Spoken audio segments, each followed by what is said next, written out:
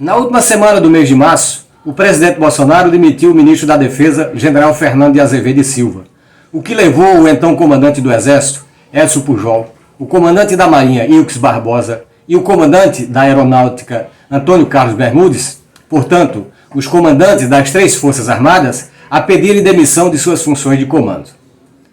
Segundo noticiado fartamente pela imprensa, a queda do general Fernando de Azevedo e Silva, ministro da Defesa de Bolsonaro, dentre outras razões, se deu pelo fato do ministro ter se negado a exonerar o comandante do Exército, Edson Pujol, a mando de Bolsonaro. Bolsonaro teria cobrado de Pujol uma manifestação contrária à decisão do ministro do STF, Edson Fachin, que restituiu os direitos políticos do ex-presidente Lula.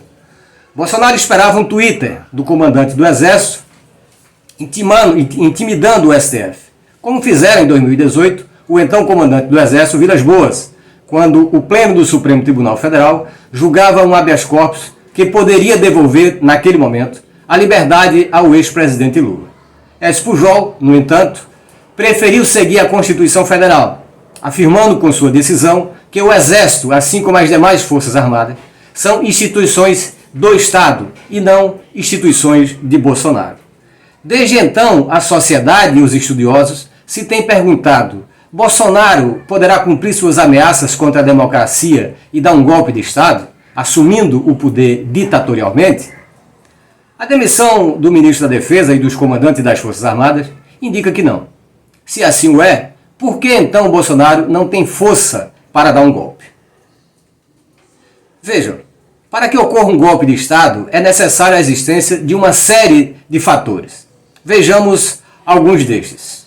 Primeiro, é necessário que exista uma causa que o justifique. Esta pode ser real ou imaginária. No caso do golpe de 64, por exemplo, a causa, ainda que falsa, foi o fantasma do comunismo. Hoje, Bolsonaro tenta justificar um golpe, tendo como causa a decretação de medidas de combate à pandemia, dentre eles o lockdown, por parte de governadores e prefeitos. Pandemia que no Brasil, até o dia 31 de março de 2021, já havia matado 325 mil brasileiros. Quer dizer, Bolsonaro quer justificar um golpe de Estado para impedir governadores e prefeitos de tentarem controlar a pandemia. Segundo, é necessário que exista grandes mobilizações de massa, povo nas ruas, disputando narrativa em torno de programas políticos antagônicos. E isto não existe atualmente no Brasil, por uma razão bastante simples. Bolsonaro não tem projeto para o Brasil. O projeto de Bolsonaro é se manter no poder.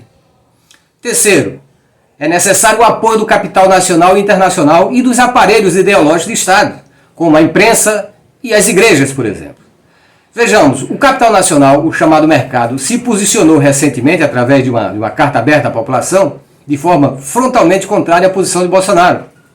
A mídia comercial, em sua maioria, lhe é contrária. O capital internacional não investe em países que não tenham estabilidade política, que é o caso brasileiro, que vive uma instabilidade desde 2016. Mas Bolsonaro tem o apoio das igrejas evangélicas conservadoras e de setores neopentecostais da Igreja Católica. Contudo, não acrescentam, pois desde sempre esses setores se confundem com a própria extrema-direita bolsonarista. Quarto, é necessário apoio da sociedade política, de partidos e organizações de classe e de lideranças políticas expressivas. E isto Bolsonaro também não tem. Seus apoiadores no mundo político são aqueles de seu próprio grupo de extrema-direita, os ditos bolsonaristas.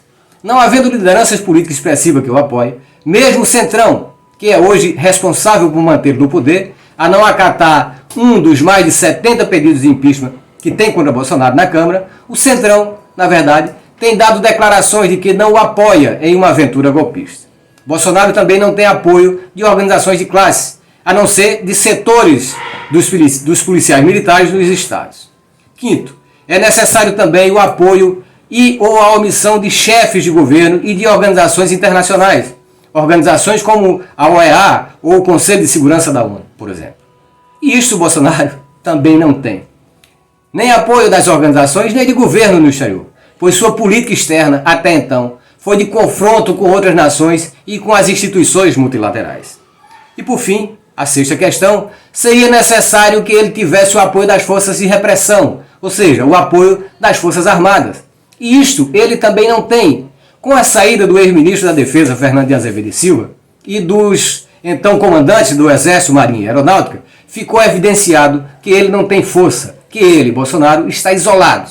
Na verdade, o ministro e os comandantes das Forças Armadas caíram justamente por se recusarem a colocar as Forças Armadas a serviço de um estado de sítio que Bolsonaro pretendia instaurar para impedir que estados e municípios decretassem medidas de combate à pandemia como o lockdown.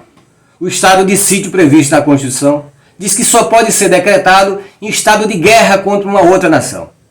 Mas Bolsonaro, mesmo sem força, continuará a ameaçar a democracia. Ele precisa disto, não para se manter no poder, talvez isso leve à sua queda definitiva, mas ele precisa dessa narrativa para alimentar seus seguidores, que politicamente representam entre 25% e 30% do eleitorado. Sem esse apoio, Bolsonaro não conseguirá chegar ao segundo turno das eleições de 2022. E ele sabe muito bem disto. A questão hoje é: será que Bolsonaro se manterá no poder até a eleição de 2022? É esperar para ver.